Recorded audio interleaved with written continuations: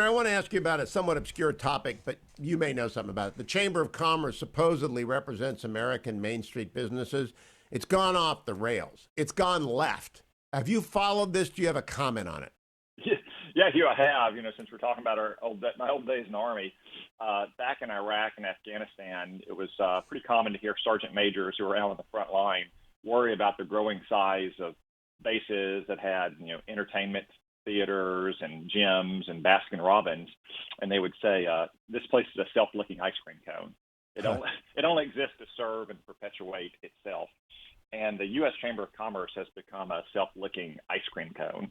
As far as I can tell, it mostly just exists to continue to pay the lavish salaries of its executives and give them expense accounts for fancy meals and fund their private jet travel to their luxury condos in South Florida. I mean, the Democrats have humiliated the chamber in recent years. Neera Tanden had a history of viciously attacking the Chamber of Commerce as recently as last year, not going back a decade, and they still endorsed her for Office of Management and Budget. Or just last year, the chamber endorsed several liberal Democrats for Congress, and all those liberal Democrats turned around last week, and every single one of them voted for Nancy Pelosi's radical union bill. And, I'm not aware of any Republicans who really listen to what the chamber has to say anymore. I mean, the Chamber of Commerce long ago purged most, if not all of its real Republicans at the top ranks. That's what happened last year. They got rid of Bob Dole's long-term right-hand man. They purged the Republicans from the Chamber of Commerce. The woke people took over the Chamber of Commerce.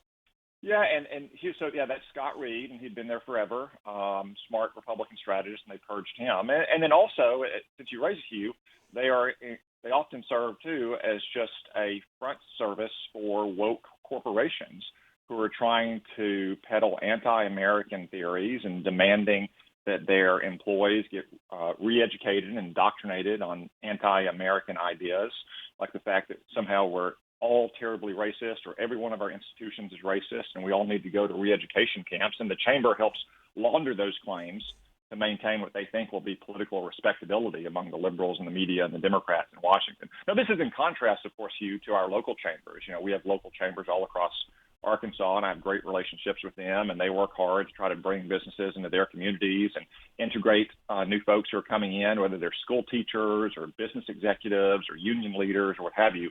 Those local chambers are all integral parts of their communities. They fund T-ball, they fund soccer leagues, and so forth.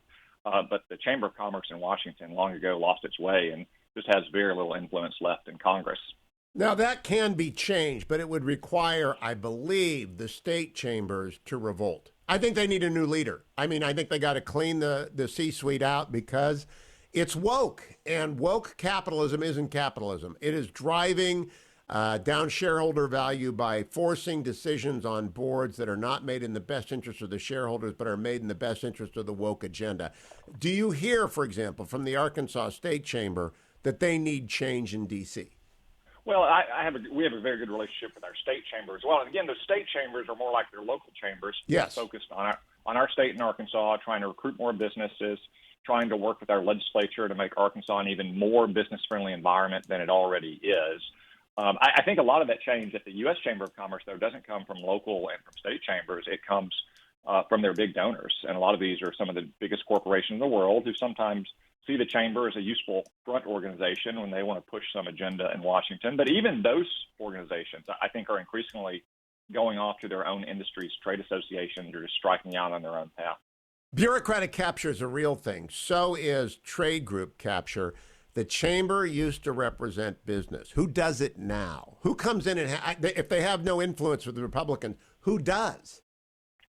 Well, Hugh, one of the organizations with which I have worked most closely over my time in Congress is the NFIB, the National Federation of Independent Businesses. That is truly the mom and pop organization, not giant multinational corporations, but the dry cleaner owner or the carpenter or the restaurant owner and so on. The NFIB is the organization in Washington, in my experience, that speaks most to small business and to being in favor of free enterprise and being in favor of market economics. Oftentimes the chamber is captured by its biggest multinational corporations, and they are more in support of those businesses than they are in support of open and competitive markets. 100%. Job Creators Alliance is also springing up. There are some new groups, but I just wish the state chambers would revolt. They can fire these people. They can cut off the donations. And Tom Cotton, you've given them proof that that's what they ought to do. I appreciate it, Senator. Have a great week. Don't go anywhere, America, especially to our